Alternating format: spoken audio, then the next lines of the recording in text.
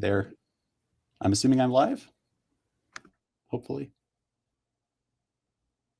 All right. Hi there. I'm live. Awesome. Sounds good. How's everyone doing today? I don't know. I'm not sure how many people are on. I just see the chat there from Timothy. Looking forward to hearing much about the Plebeian algorithm. Awesome. Sounds good. Cool. So, yeah, the not much came up on a basic Google search. It's a fairly new algorithm that's coming up. I think there's a little bit of a lag in the chat, but that's okay. Feel free to send me chats anytime during this workshop. I don't think there's a way for you to turn on your mic, but yeah. So I've got a few slides. Hopefully you can see them.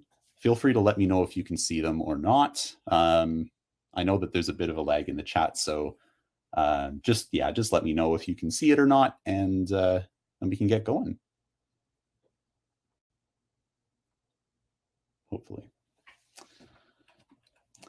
Well, what I'll do is I'll start presenting. Cool. Sounds good. Thanks, Timothy. Thanks, Dennis. Awesome. Sounds good. So, alrighty. So I'm going to start chatting with you a little bit about the Plebeian algorithm. So for those of you who may be just joining, the Plebeian algorithm is a very new algorithm. It's not really been talked about too much. It's come up. There's been a few papers published on it, but so far it's a fairly novel area. Obviously, misinformation has been huge in the past couple of years, especially with COVID. We've seen a lot of spreading misinformation.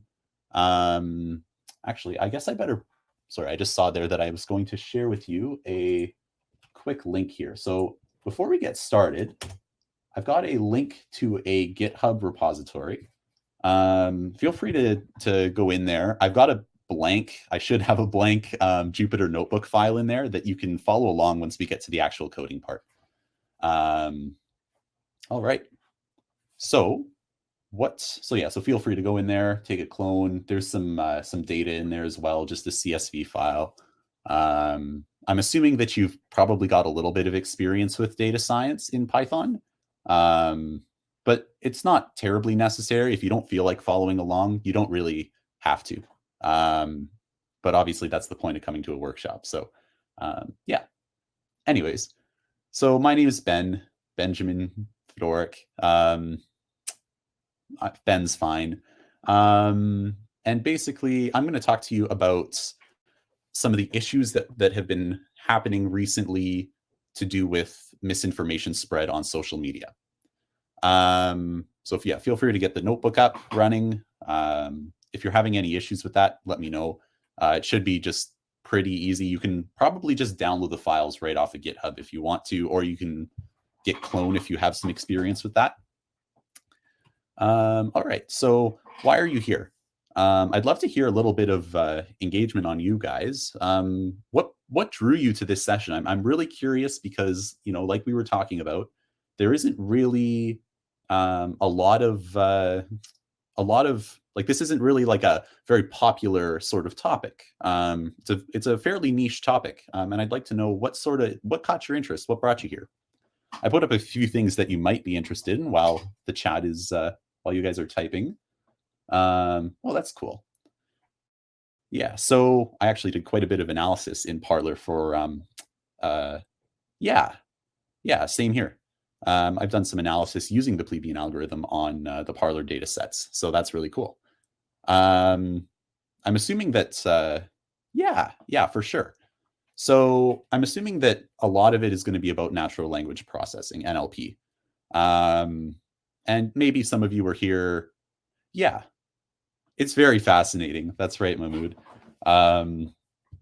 It's super fascinating. It's always interested in me, especially in terms of like surrounding COVID. There's been a lot of issues, obviously, in terms of misinformation spread. And so I think that I think it's really interesting to um, yeah, to look into and to see, is there a way for us to deal with social media misinformation? And so I think one of the fundamental issues that we're sort of getting at with this is sort of something to do with. Sorry, I'm just going to take a read of that. Um, awesome, sounds good. I will make sure to connect with you, Fatima. Let me just open that up so I don't forget. Cool. All right. So, yeah, for sure, we can get into some of that. All right. So basically, um, yeah. So one of the big issues that we're having is with Parlor, especially. So you know how I think I'll just give a bit of backstory for those of you who don't know. Parlor is essentially an offshoot of Twitter. A bunch of people, typically on the far right, left Twitter due to censorship, um, and they moved to Parlor. And so the issue with that is that well, I mean, there's no issue with that in and of itself, but I think what that highlights for us is the issue that a big issue surrounding misinformation spread is that you can't you have to use a very strategic approach. And so you'll notice I titled my talk "A Democratic World Wide Web" because, and I believe I used the word freely combating misinformation in the title. So what you have to keep in mind is that there's personal freedoms that people want to keep, and if you don't keep those personal freedoms, a lot of these people who are moving to sites like Parler or any other new sort of like novel upcoming sites, they're just going to leave your site. They're going to leave Twitter. They're going to leave Facebook. And so what that ends up causing is it causes an issue where companies like Twitter are not really interested in implementing a very like full like yeah a very I guess I don't know how to phrase that, like a very powerful sort of moderation engine. And so that causes a lot of issues overall. So there's this very sort of, you have to sort of balance it. You have to make sure that the algorithm is democratic enough so that the people can trust it, and you also need to make sure that that people aren't going to get scared away, right? So that's sort of one side of the coin. The other side is that you have to make sure that that things are actually being moderated. Obviously, no moderation is not going to work, and we'll see that in a little bit when we're doing the analysis with 4chan. We're going to take a look at some 4chan data, which might not it might be a little bit I guess profane, to say the least. I'm not going to be displaying any of the data, but we are going to be looking through some of that, which will be kind of fun. So overall, I think that we're going to bring all of this together into the fields of infodemiology and the Plebeian algorithm. So infodemiology is essentially dealing with the spread of misinformation. Typically, it has to do with pandemics. So in our case, with virology, it sort of connects to that. So typically, it's the spread of medical misinformation. But in recent times, awesome. In recent times, it's we've sort of come to a point where where infodemiology can mean just about any sort of means to combat the spread of misinformation, because of the fact that COVID misinformation has been so prevalent. So we're going to be going into infodemiology, and I'm going to describe to you the Plebeian algorithm, which is sort of a new algorithm that's a new up and coming algorithm to deal with the spread of misinformation. I'm sorry, I'm just reading the chat there.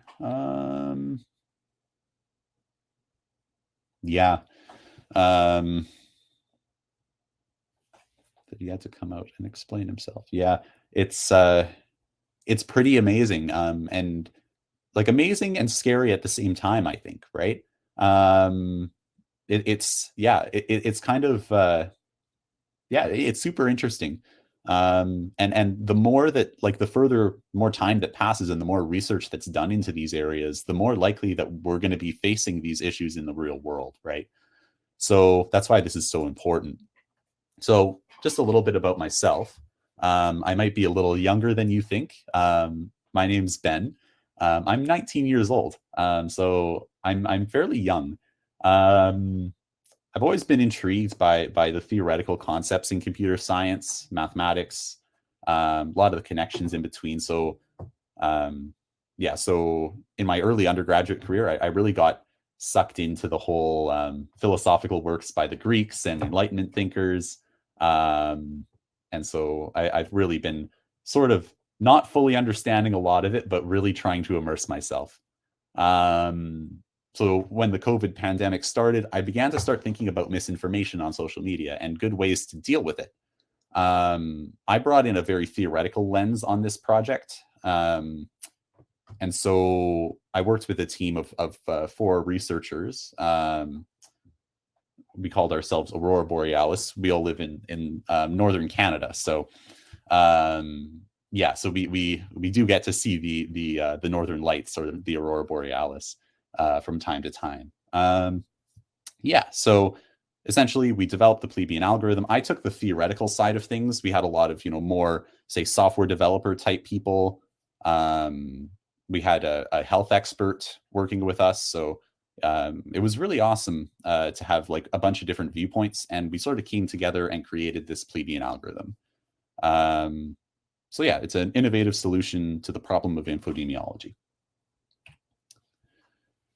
So a few little points here. What's the issue? Well, social media can propagate the spread of misinformation, especially through echo chambers. So echo chambers are when the algorithms on social media continuously feed you the same content, right? So if, say that you keep looking at some thank you. Say that you keep looking at some, you keep looking at various, let's say, right-wing sources. I don't know, say that you're watching some, like, I don't know, Ben Shapiro or whatever. You're going to get recommended more of those sources, right? Same thing on the left wing. You keep watching any sort of ideology a few times, it's going to keep recommending you a bunch of those types of videos. That would be like a YouTube example. On Twitter, it's the same idea. If you're like following, let's say, I don't know, well, let's say you're following Ben Shapiro on Twitter, and you like some of his content, it's going to recommend Ben Shapiro, and it's going to recommend people like Ben Shapiro. And then you sort of get trapped in this echo chamber where the only ideas that you have are, and the only like information you're receiving are the ones that fit your viewpoint, which is exactly. So it's a definitely a big issue.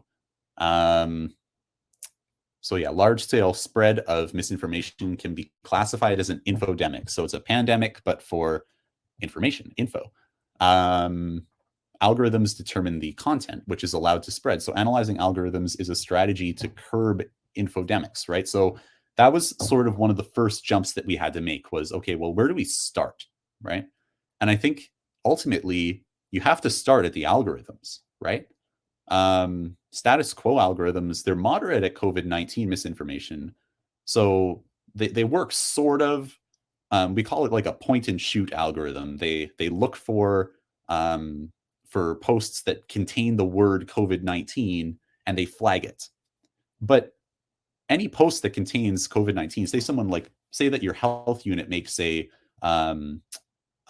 post on the COVID-19 numbers for your, I think you guys are in the US, so for your state, like that's not misinformation, right? So that doesn't need to be flagged.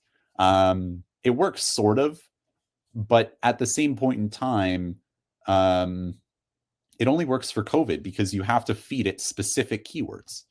So it's not effective at preventing future infodemics. It can only deal with infodemics once they've already started. Why should we care? Well, the spread of misinformation happens on both sides of most issues.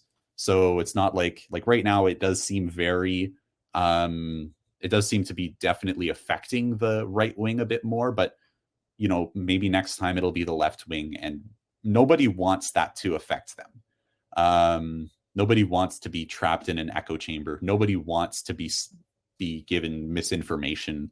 Like at the end of the day, I don't think anybody really wants that. Exactly, and that's exactly that point about LGBTQ is very, very important, and that was one of the key issues we had actually when we were thinking about this. Is how do we deal with issues like that? Because that, I think, especially on YouTube, that was an issue, if I recall correctly. There was a big issue where they were blocking LGBTQ content creators, just because they were talking about whatever they were talking about, right? Like maybe they used the word sex in their thing, and obviously that's not an issue, but that gets flagged, right? Which is a huge issue. Yeah, so exactly. So in times of crisis, correct information can be the key to saving lives. Especially, we're looking at that in the COVID pandemic. Like you were saying, Timothy, with the LGBTQ community, you see it pretty much everywhere. Even you see it in things like the Capitol Hill riots back in January. There are serious consequences to the spread of misinformation. So the prevention of misinformation propagation on social media prevents propagation in the real world. They're connected, right? As you can see by these events, like whether it's the pandemic, whether it's the Capitol Hill riots, whatever it may be, they're very heavily connected. The social media world and the real world are very heavily connected. However, it's critical to ensure that personal freedoms, including freedom of expression, are maintained. And we sort of talked about that, right? You want to make sure that like you can't be too heavy in your moderation, or you have to moderate in a unique way, which is sort of where we came in. So I'm going to tell you a bit about the breakdown of the Plebeian algorithm. It has two phases. It has the flag phase and the jury phase. So let's go through those quickly here. So the flag phase, as you can see, I've made a little post there on Twitter. Just reads, the COVID-19 vaccines have microchips, hashtag Fedoruk. As you can tell, I created that with an online sort of editor, I guess you could say, because the date on it is October 21st, 2000 or 2121. Yeah. So anyways, so there's my little Twitter account. I've posted this obviously misinformation. And so what will happen? As you can see in the little sort of in the bottom right, bottom left corner there, I've got a sort of telescope. Yeah, got a little telescope. I'm going to go through and I'm going to scan this tweet. So it's going to look at each word. It's going to go the COVID-19 vaccines all the way through. It's going to say, oh, Fedoruk all the way to the end. And it's going to analyze those for sentiment analysis. So sentiment is whether the text is positive in sentiment or negative in sentiment. And as you'll see below, directly below this, the tweet, you'll see the Vader sentiment analysis score. So I've just put up a little meter there. Goes from red to green. There aren't really specific colors. I chose those mostly to make the Star Wars reference. As you can see below, it's Darth Vader versus Luke with the red and the green lightsabers. So that's sort of what we're doing, is we're trying to see whether whether the post that you've made, I guess, to continue this metaphor, is whether it's a Jedi or a Sith, right? We're trying to figure out whether it's a positive in sentiment or negative in sentiment at the end of the day. Now, there's one more thing that we're going to look at the tweet, though. The algorithm is going to continue searching, even though we've made it to the end.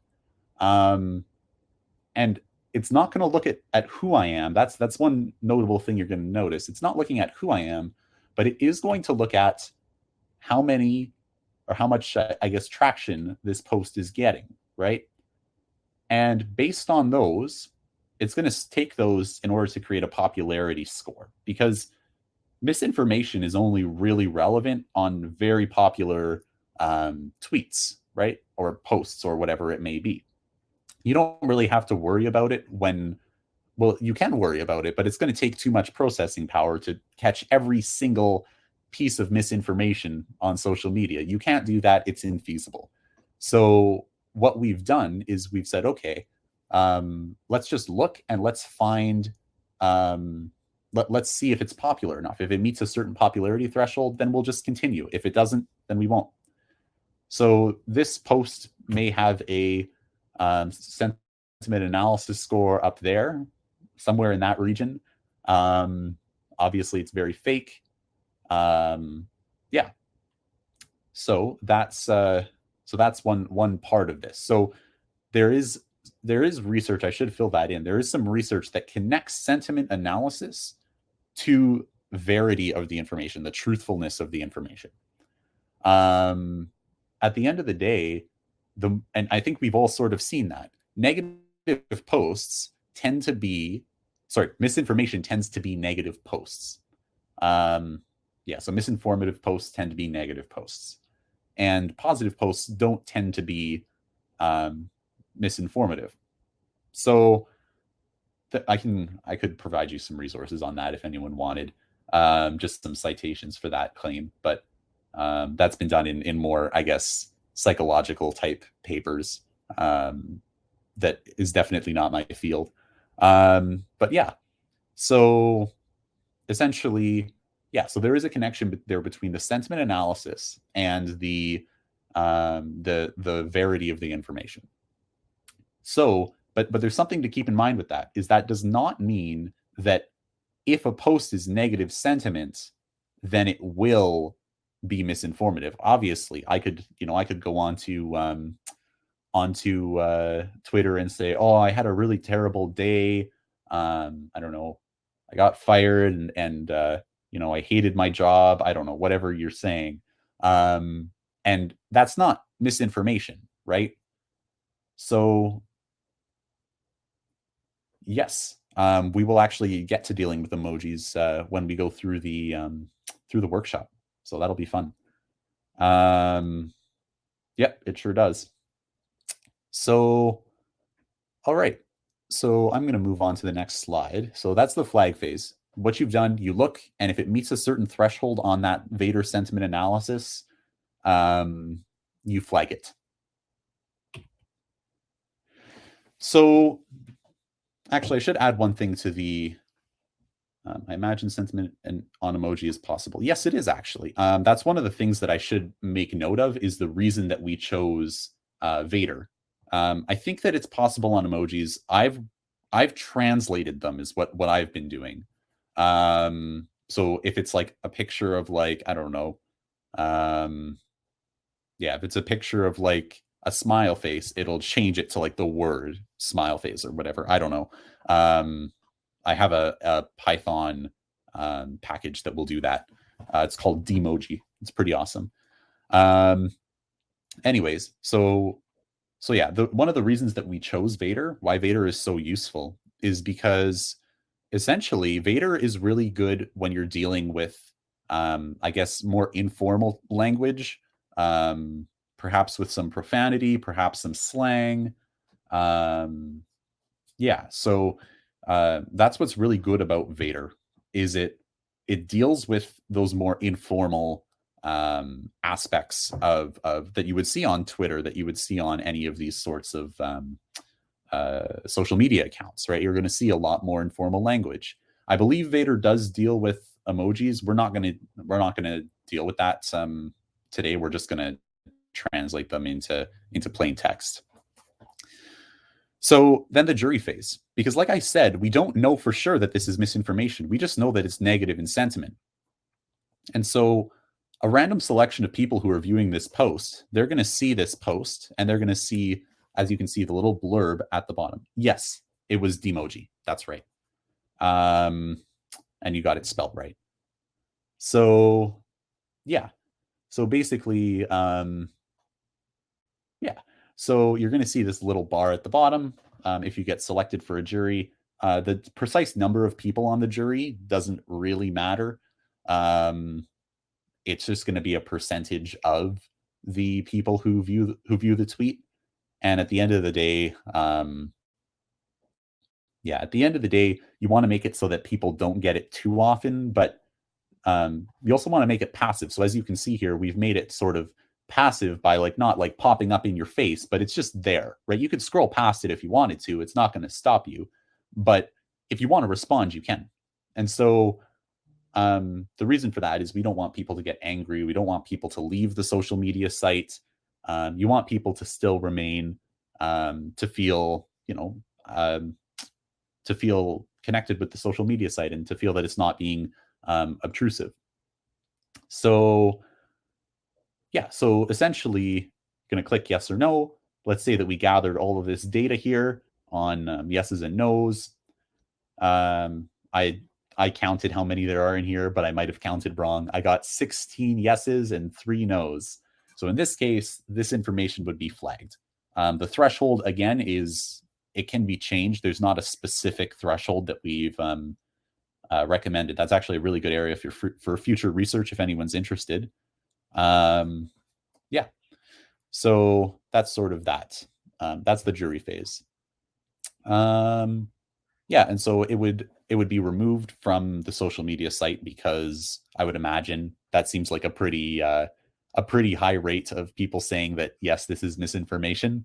Yeah, that seems to me. I think that's upwards of 80%. So, how do you account for bias in the jury where you would only likely see a post if you're viewing similar posts?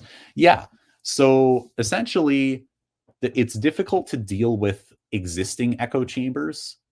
You would need to deal with that through other algorithms. However, there's a few points to that. So this will prevent echo chambers from happening in the first place because those posts will get removed. So the posts that, it'll be shown to everybody. Some people will like it, some people will not like it. But notice how there's only really like a like button, right? You can't particularly say like that's the only thing that has an impact in that sense, right? So when you're clicking yes or no, it provides people that other opportunity. So perhaps you're not liking it because maybe you don't want to like that post. So then you won't be shown it. But if you click no, it's going to help the people who would have liked it. And sorry, if you click yes, it's going to help people who would have liked it and clicked no. So the people who believe this to be true and liked it. When you click yes, this is misinformation, you are working to take down that misinformation, which will essentially burst the echo chamber. The other aspect of it, I wanted to add something else. Let me just take a recap on what you said there. Yeah, so accounting for bias. So it turns out that there are and again, more psychological papers, but there are very unique ways that you can ask a question to, you can ask people, does this information seem true to the best of your knowledge, right? With the question phrased like that, I'm sure you could. Yeah, that's actually a good extension, Maha. Yeah, so sorry. So with the question phrased like that, to the best of your knowledge, does this information seem true? What happens is you essentially will get to a point where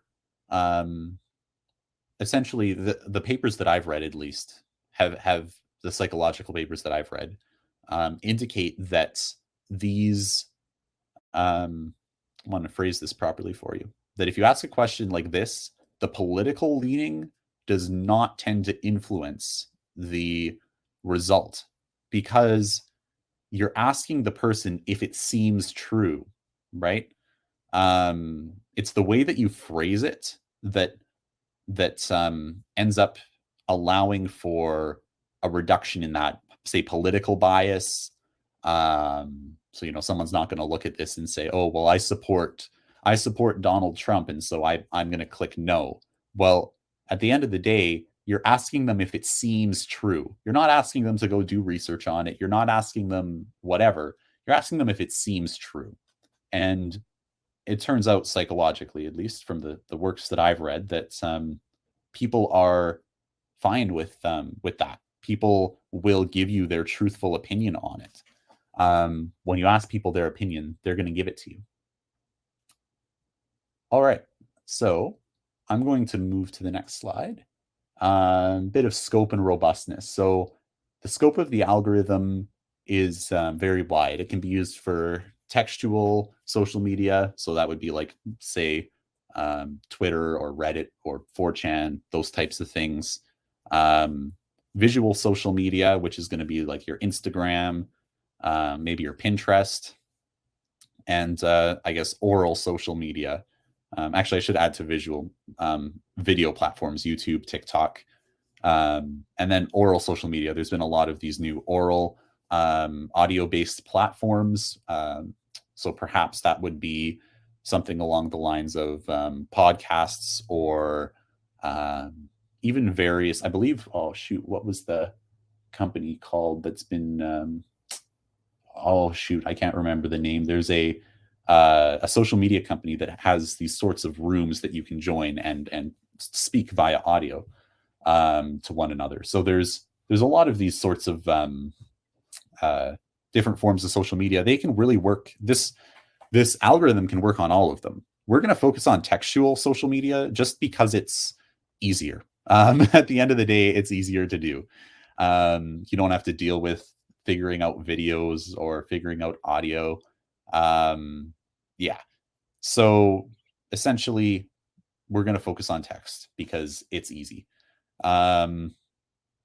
Clubhouse. Yes, that's it. Thank you so much. Thank you very much. Yeah, it's Clubhouse. So yeah, so the Plebeian algorithm must be implemented with high regard to the specifics of the existing algorithm. So you want to make sure that you don't scare people off. So for example, like 4chan has a very specific philosophy. I guess Omegle would work as well. Yeah, potentially. I don't really know enough about it, but that's a possibility. So yeah, so essentially, you want to make sure that you're tailoring to the specific algorithm that you are, the specific platform that you're using. Yes. So yeah, so essentially, I'm just going to go through these quick so we can get onto the Jupyter Notebook. It's effective not only at reducing the spread of existing infodemics, it's also effective at infodemiological prevention. And so, yeah, it's assists in promoting true information, regardless of political affiliation, sort of like we talked about earlier. The algorithm's fluid; it'll naturally evolve as new truths are uncovered. So that's one of the key parts, is that it's difficult to go in and add these keywords as things change, right? But as new truths are uncovered, people at large will adapt to those truths. So yeah, so at the end of the day, a good example might be something along the lines of the Wuhan lab leak hypothesis. That originally started as misinformation. And I think if anybody posted that, say, a year and a half ago, that would be misinformation. However, there's been gaining some traction to the validity of that, right? And as that sort of traction gets built, essentially, people's opinions change, and what people think is true changes. So the truth is directly determined by popular opinion. And when that seems like a very terrifying statement, but at the end of the day, isn't that what the truth is, right? Isn't the truth really just what we all say is the truth?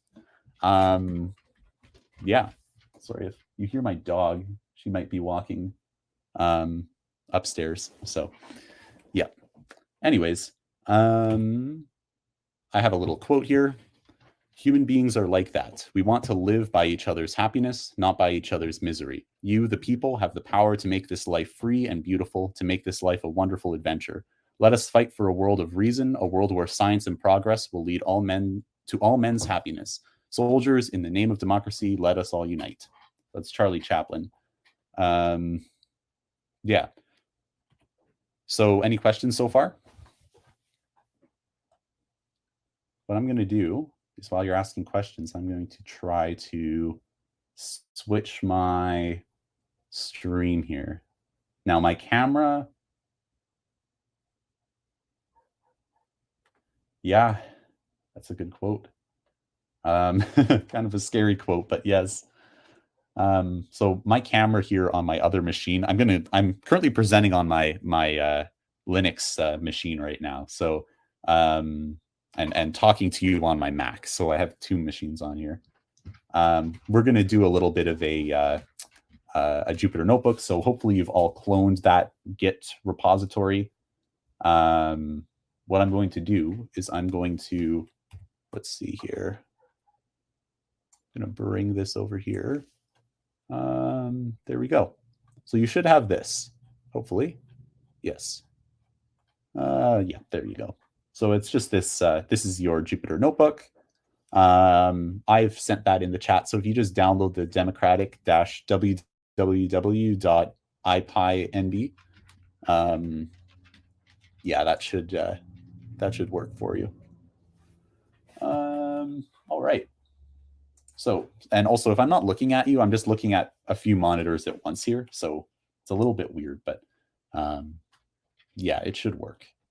Let's see here. There we go. Okay. Oh, maybe you can't see that. Let me try and, oh no.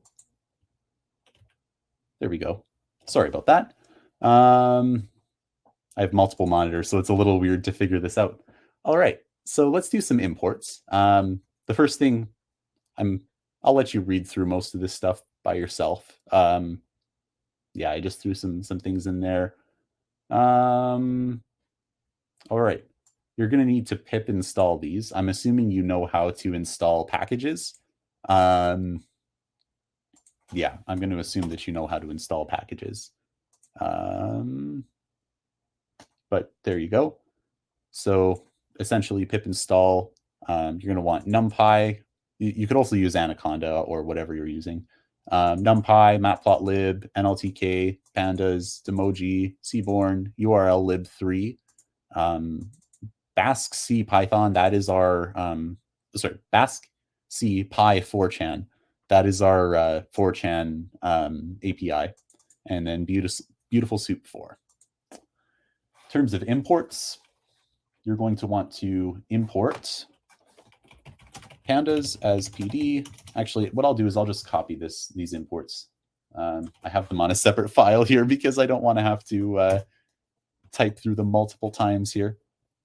There you go. So you're going to import NLTK from NLTK sentiment vader, import sentiment intensity analyzer, import NumPy, Demoji, regex, Seaborn as SNS, Matplotlib as PLT, URL lib.request, warnings, date time, JSON, Basque C, there's your API, and Beautiful Soup. And some of the basic declarations we'll need. So the first thing we need to do is we need to download the Vader lexicon. So nltk.download. NLTK is your natural language toolkit. So that's where you do most of your natural language processing. Yep. I sure will. Boom. Hopefully that that works there. All right. So nltk.download, you're going to download the lexicon. So it's just Vader _ lexicon. Also going to initialize a sentiment intensity analyzer object. Analyzer, yeah. And you're going to, and no problem, Alicia. I'm going to set, just for the future, I like having my plots to be, my matplotlib plots to be a certain size. So I'm just setting them equal to 10 by 5, and that's in inches. I think at least. Pretty sure it's in inches. NLTK is not defined. Oh, I have to run my imports. Sorry. There we go. What? Sorry, that is not what was supposed to happen. Oh, not minus, equals. Sorry, I might make typos. It happens. All right. So again, I'll let you read through most of this stuff. I just included some extra information. The one thing I'm going to say throughout this whole thing is these comments or these posts or these what we're looking at, they're not curated. I have not looked at them mostly in advance. I've looked at the YouTube comments and I'm just not bothering to cut things out because it's just too much work. It's too much work. There's like, I think there's about 600,000 or 700,000 entries in this CSV. I'm not going to go through and find all the ones that have vulgarity. If you don't like, if that doesn't, you know, if you're worried about that upsetting you, just don't print them out or don't look. I mean, you know, at the end of the day, I can't really do much about that. And when we get to the later ones, we're going to be drawing directly from like what's going on live right now on Reddit and 4chan. So yeah, I'm not going to guarantee anything about that. All right, so we're going to import the data set. So we do this using the read CSV command from pandas. So pd.read CSV. You're going to find the YouTube comments us.csv. I'm going to add a few extra parameters here. Error bad lines equals false, or equals, yeah, false. And the reason that I'm doing that is because I want, like, we have a lot of comments, and I don't want to have to deal with the cleaning process. That's for a different workshop. I'm sure there's workshops already in this conference on data cleaning and on dealing with all that sort of stuff. I'm just going to skip those lines. So, and engine equals Python, just so that, you know, we're in Python. As you can see, it's going to skip a few lines, but like, I don't know, that might be like a few dozen. I'm not worried about a few dozen lines out of like, you know, hundreds of thousands. All right. So once this is here, this data set has been imported, and you can actually do, like, if we wanted to do print df.head, that'll show the first few after it does this whole import again. Maybe I should have put that on a new thing there. Yeah, that'll show you sort of what our data set looks like. So you've got a video ID that's given by YouTube, the comment text, how many likes it has, how many replies it has. Yeah. So I think I was going to do that down here, which is fine, but yeah, anyways, I've got, all right, so I've got a function here that will, I've just defined it in advance for you because this is a lot to type out. It essentially, it removes links, and it runs the demoji.replace with text with description, sorry, replace with description. And so what it'll do is it'll change emojis like this one into, actually, I don't know if that counts as an emoji. It'll change emojis into the text followed by a space. It's a really great library. There's actually a few different things you can do, and it makes it all lowercase. I should have added that, but there's a few things you can do with Demoji. I would recommend taking a look through. They have some really awesome awesome tools. Some of the basics, we've already done a print df.head. Show you that. We'll do a print df.columns. So there's your columns there. So we've got video ID, we've got comment text, likes, replies. And I'll also print df.shape at 0. So that will show you how many like comments we have or how many rows we have. Yeah, there it is. So 691,000, or yeah, 691,000. Sorry. All right. So taking a look at the data set. It's always good to look at data sets that you have. It's always a great idea. Just like, I always try to do these few things, sometimes a bit more, but just to see sort of what we have, what we're dealing with. All right. So data cleaning and sentiment analysis. I put a resource in there for some more on sentiment and on the Vader sentiment analyzer. I can't remember what page it was. It was in chapter 2 of that book. I would recommend taking a look if you want to learn more. All right, so all texts, we're going to make a set of the comment texts to a list. And for the sake of this, because like I said, there's a lot of data in this. I'm only going to do the first 1,000 comments. It just would take too long for me to do all 700,000. I tried it earlier and it took forever. Like it took a while. It took too long for me to wait, and I'm impatient. So if you wanted to try, just get rid of that last little bit, that colon 100,000. Also, hopefully you can see this. I should maybe zoom in a little bit. Maybe that'll help. Yeah.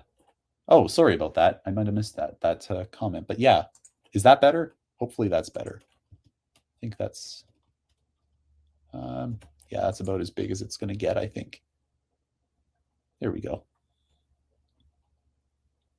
No worries. No worries. I'm presenting on a big screen as well. So like my text is like that big now, but that's okay. No worries at all. All right. So we're going to do, all right. So let's get some, yes, we got all texts. So we've imported the texts. These are all the comment texts. I've thrown them into a set. For those of you who may not know, sets remove the duplicates. So you can't have duplicates in a set. There's no order, but you can't have duplicates. So that's always nice. I'm going to loop through each line in those texts. So we're going to, yeah, we're just going to loop through each line. If not, so if the type of the line is not a string, what I'm going to do for this is I'm just going to skip it. Like I said, I'm not worried about data cleaning. We have a lot of data. If it's like, I don't know, if they just put like a number or something in there, or if they put like a, if it's like a nan type, same thing. We're going to do if it's like a nan, if line is just empty, or line is NumPy's nan object, or there's a nan anywhere in line. Like if there's just, if they have nan, we're not going to worry about it. We'll just continue. So that continue, we're skipping it. It'll just skip that iteration of the loop. What we'll do is going to use that function that we made up here, the remove links translate emoji function that I provided for you there. Remove, just because it was too much to type, translate emoji. Like I said, make sure to, I should make sure that that's clear. Ask me questions. I'm always happy to respond to any questions you have. So we're just going to feed the line object, the string that we have for the line. That's just the comment. The line is just the comment. So we're just going to feed the comment into that remove links and translate emoji function and just set it back to line. Going to get the polarity score. Polarity score is what we're concerned with. That is the sentiment. The actual function, I believe it's just regex, but I don't know what. Yeah, I copied the first half. Frankly, I copied the first half offline. I'm pretty sure, just for like a remove, or just to like the regex for that, because I didn't want to think about that. And it works. So yeah, I think it's just regex. Yeah. All right. So there we go. So we're going to get that polarity score. It's the polarity score, I believe it's as a dictionary, if I recall correctly. So this function should return a dictionary. And what that dictionary is going to contain is it's going to contain it will contain a score called neg. It will contain a score called, a score called NEU, and a score called POS, and a score called compound. So that's negativity score. How negative is it? Neutral score. How neutral is it? Oh, yes. So that's just type hints. I could get rid of that, and it would not make a difference to the function at all. Well, yeah. Essentially, it's just more of a reminder that you can put, text should be entered as a string, and this arrow says that the return type of this function should be a string. And I believe it throws an error if you don't follow that. For me, I just mostly put it just so I sort of know what each thing is. It sort of helps. Yeah. So that's negativity, neutrality, positivity. So that these are the three scores that it generates typically.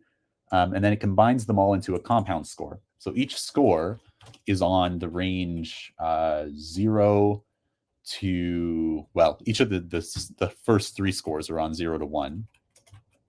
Each of this, no problem, Timothy. Each of the other score, or the compound score, is on -1 to 1. So hopefully that helps a little bit to understand what this is going to give us. So if poll score at compound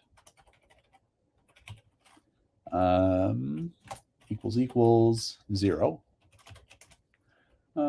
we're going to continue. So basically, if it's 0, a lot of times what happens is it'll be 0 if the comment is something like hello, or like just a random bunch of garbage. Like it doesn't know what to do with that. It just throws 0. So that just means no sentiment. Either it's really, really precise and there's exactly the same amount of positivity as there is negativity, which just doesn't happen, or it's just 0 just means it couldn't, it just had 0 negativity, 0 neutrality, 0 positivity. So 0 compound. And we're just going to continue that because, like I said, we have lots of data. I'm not too worried about it all. And also you could deal with those in different ways. Just for this talk, I'm not going to worry too much about it. I want to get more the idea of the algorithm. Yeah, exactly. That would be more of an undetermined sentiment. And with undetermined sentiment, it's not going to be misinformation, right? Or it could be and it slipped through the algorithm. But at the end of the day, I don't think you have to worry too much about that as a major issue. So results.append. So we created that. Yes, it is a built-in function to. Poll score is a dictionary object that contains neg. It contains like the keys neg, new, pause, and compound. And we created that object here on this line here. Yeah, and it's just SIA, which was that object that we created earlier, that sentiment intensity analyzer object from NLTK. And it's just the polarity score function within that module. And we're just running it on the line. Awesome. Thanks for asking. All right. So we're just going to throw all of those poll score objects into this list for results. Yeah. All right. So that's our sort of loop. We've just looped through each line in the texts, and we've got the polarity score, and we've thrown it into a results list. So it's just going to be a list of dictionaries, I think. list of dictionaries. That seems right. Just so that we have a new object, I'm going to call it df_nlt. I'm going to make a new data frame. So you can make a data frame from this structure, this list of dictionaries. If you use the pd.capital_data frame .from records, and then pass in that results object. So that's your list of dictionaries. You can create a pandas data frame using this method. And then what we're going to do is we're going to sort of clean this up a little bit. And what I'm going to do is I'm going to say, okay, so the label, we're going to assign each how do you say this? Each thing we're going to do, we're going to assign a label to each text. So whether it's generally positive, generally negative, or generally neutral. Sort of makes things a little bit easier, so you can kind of have a bit of a like a bit of a threshold of sorts. And so what we're going to do, I'm going to say my threshold, I'm going to set it really low. Actually, I'm going to do that. So we're going to set any entry, any row. Wow, I can't type today. Any row whose compound is greater than 0.1. So if the compound score is bigger than 0.1, then what we're going to do is we're going to set label equal to 1. And we're going to do the opposite thing. Natural language processing, wow. It's hard to type and talk. So what we'll do is we'll say, okay, if it's less than negative 0.1, then we'll set the label to -1. So those labels are just so that we can look at it easier. You don't need to do them, but I just did that. Just shows like, okay, if it's bigger than our threshold, then we're going to say it's positive in sentiment. If it's less than our bottom threshold, then it'll be negative in sentiment. Otherwise, it'll be 0, neutral. So in this case, neutral is going to be somewhere between 0.1, or I should say negative 0.1 and 0.1. And if it's on either side of it, it'll be positive or negative, respectively. All right. Well, that's that. We've just done all of our sentiment. There's a key error. Why is there a key error? Comment texts. Have I imported it? You've imported it. Oh, I don't think I did that. Let's try this again. I might have typed something wrong. I'm sorry. Comment. I think it's just comment text, maybe. Yeah, I have that wrong. Yeah, it is just comment text. There we go. It was just I had written that as plural, if anyone else is having the same error as me. So you should see this. There's your sentiment.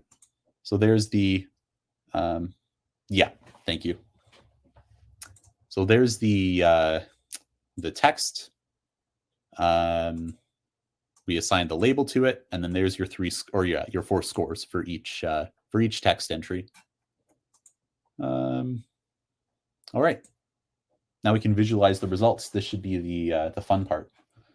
So what we'll do is we will go fig equals. Does anyone know how to change the session? Yes. If you click, Raj, if you click on, I don't know if it looks the same for you, but on Crowdcast along, oh, the agenda. Cool. That'll work. Thanks for helping out, folks. All right, so yeah, I think we're all new on Crowdcast. I've never used it before. It's kind of weird, but that's okay. So we're going to visualize using Seaborn. Seaborn is an extension of Matplotlib. So our data, we're going to make a histogram. Our data is going to be that pandas object that we just made. I'm going to take the x, which is the variable that we're looking at. I'm going to take it to be the compound keyword. So it's going to look at the compound column of the DF NLP data frame. I'm going to do 25 bins. I think that looks the best. KDE, I'm going to do true. So it draws the KDE over it. And color, I'm going to set to be this. That's the color of the YouTube sort of gray color. Yeah. So X label, I'll set to compounded positivity score on -1, 1. Hopefully that's right. Yep. Oh shoot, I have to go comma. Y label is going to be the frequency. And the title, I'll do YouTube comment frequency of positivity from data set. There you go. And then if you were using, if you're not on Jupyter Notebook, if you're just doing this straight in Python, you would have to do a plt.show, but I'm not going to do that because I'm on Jupyter Notebook, and it will, if I'm doing this right. Am I doing this right? Lots of errors. Value compound for X. Why could you not do that? Huh. Sorry about that. Did I spell that right?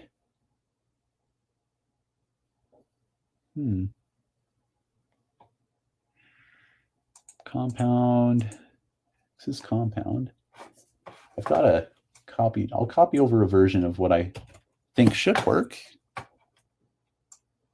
Got in my notes here. Did I do? Oh, I did df equals. That's the issue. Sorry about that. There's your histogram.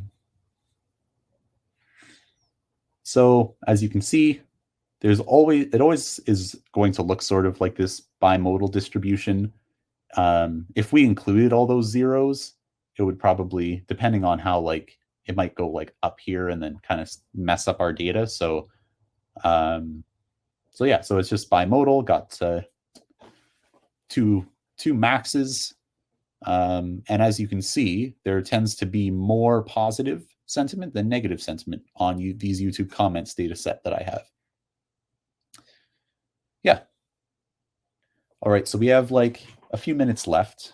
I'd like to. I didn't think that that it would be so we'd be so pressed for time, but I do have two things left here. So I have analyzing Reddit and I have analyzing 4chan. What would you guys like to do? At least I'll get you started on one of them, because once you get past a certain point, it's sort of all the same. It's the same process. Once you get once you get up to a list of texts or comments or posts or whenever you have that list of text, it's all the same. 4chan? Okay. Let's do 4chan. Alrighty. We're going to do 4chan. So let's go through some 4chan.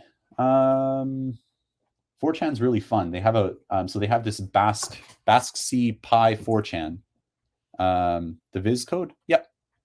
I will throw it in the chat for you, just so that you've got it there. There's my viz code. That's going to be hard to copy and paste, but hopefully it works. Yep. I'll push it back to that GitHub. I'll add the Reddit code in there as well after this workshop, and I'll push it all up there so that you have access to it. Just make sure that you keep hold of that GitHub repo. And if you have any issues, send me an email to, here, I'll give you my email address. No problem. You can send an email to me if you have any issues, or if you have any questions after the fact, feel free to. So I'm going to get started because we are running short on time here. Clean comments. So we're going to take a comment, which is a string object.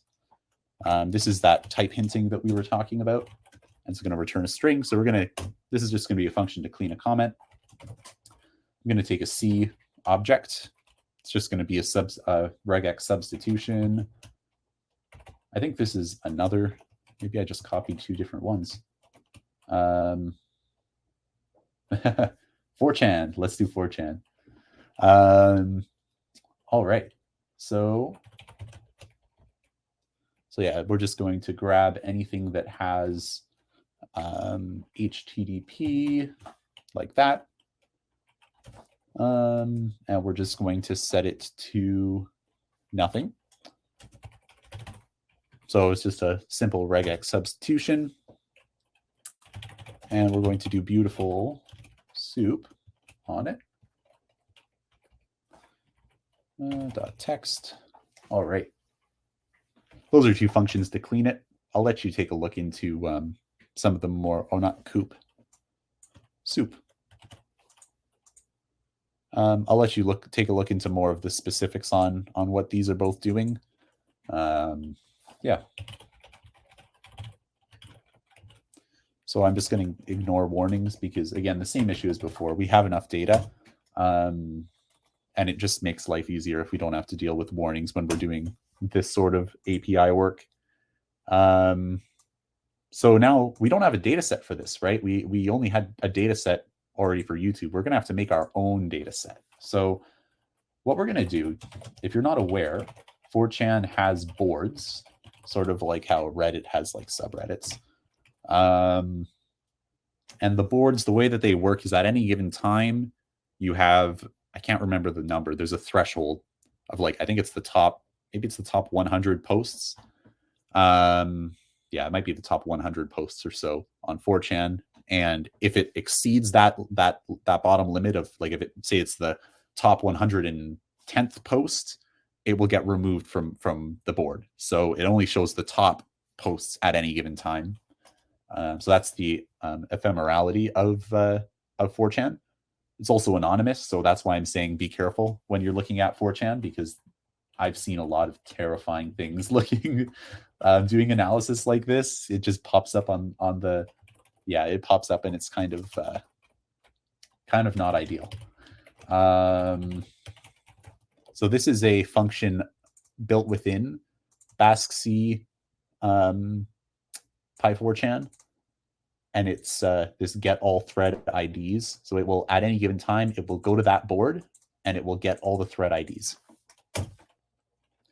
I'm going to make a few objects, titles, an empty list, and I'm going to make comments, an empty list. And then we're going to do for thread ID, because I want to get all the comments and all the titles. I want to analyze all of it. For thread ID in all thread IDs. So we're going to go through each thread. So we've gotten all the thread IDs. So those are just sort of like how we had the YouTube video ID, I think it was called. We're going through the thread IDs, and we're going to look at each thread ID in that list. Thank you. Where is that? All thread. Thank you. Thanks for catching that. It's hard to type and look at multiple screens at once. All right. So for thread ID in all thread IDs, we're going to grab the thread. So we're going to take a thread object. This is another function built into BaskC Py4chan, which is really nice. I'm going to throw this in a try except block. Topic comment. So this is going to be like the topic comment. So it's like the highest level comment, which is the title. And then we're going to get all the comments underneath that title. So for post in thread.posts. They have some weird nomenclature for it. I don't know why it's post, not like comment or something, but comments.append. So we're going to clean the comment. I think because a post is an object within a thread. It's kind of weird. And then each post object has a comment attribute. So we're going to append the comments to that. And then we'll do titles.append title. So we've appended to these lists. We've grabbed the title, we've grabbed the comments, thrown them in the list. If we have any exceptions, I'm just going to continue. It's really bad practice, but I'm not worried about it right now. So we're just going to combine those two lists into one big list called texts, because I don't really care whether it's a title or a comment right now. I just want to look at the sentiment of it. So yeah, we're going to do the sentiment analysis on those results. It's pretty much the same process, actually. So we're just going to go results equals a blank list for line in set of texts. Oh boy. Poll score equals SIA.polarity scores at line. I'm just going to type this quick. Hopefully I don't make any mistakes. It's pretty much identical to what we did before.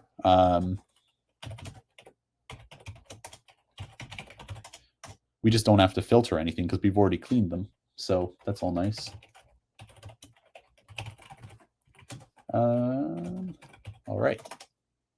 So there's your for loop. Done. So now we've gotten all the sentiment analysis and thrown them into the results list, and we're going to do the same thing we did before. So we're going to use that from records function, from records results. We're going to do set the label.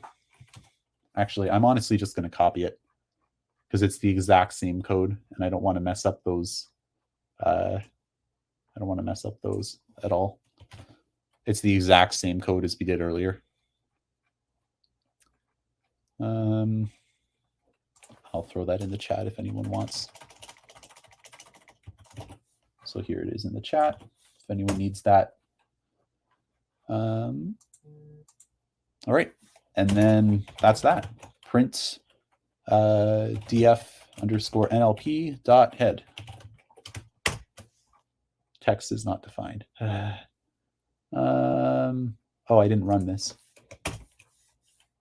This will take a few seconds for this this guy to run, because it does take time to scrape stuff. If you're not familiar with Jupyter, on Jupyter, when you see that star, that means it's still loading. It's still thinking.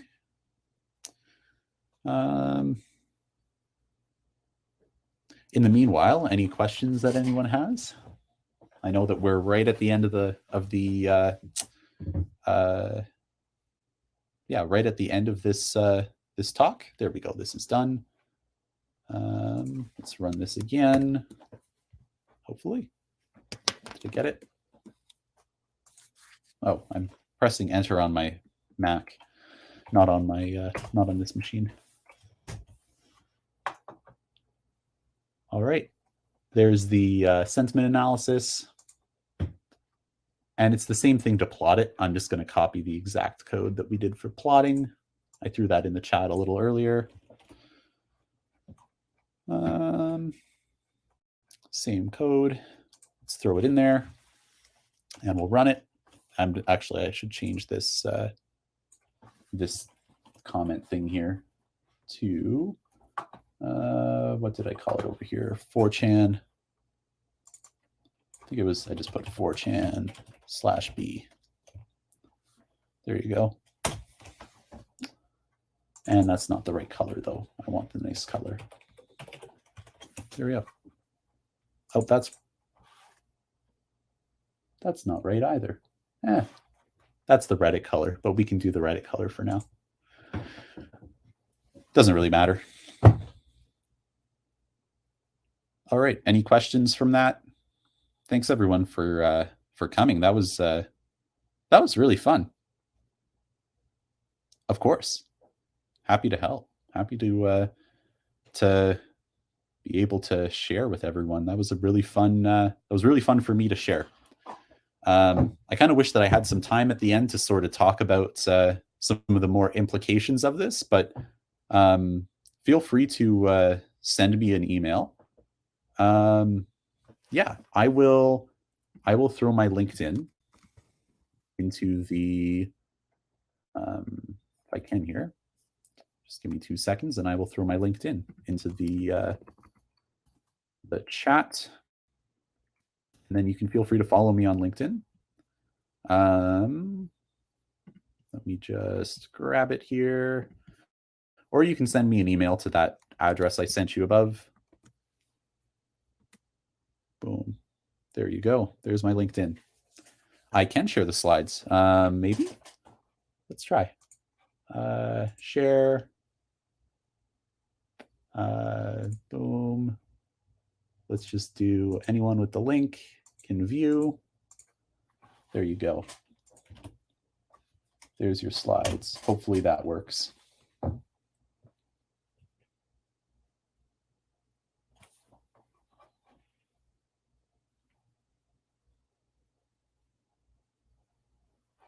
Awesome. Looks like it's working. Cool. Perfect. Thanks everyone for coming. Feel free to, like I said, shoot me a LinkedIn message, shoot me an email. Yeah. Thank you very much. I don't know if I'm supposed to stay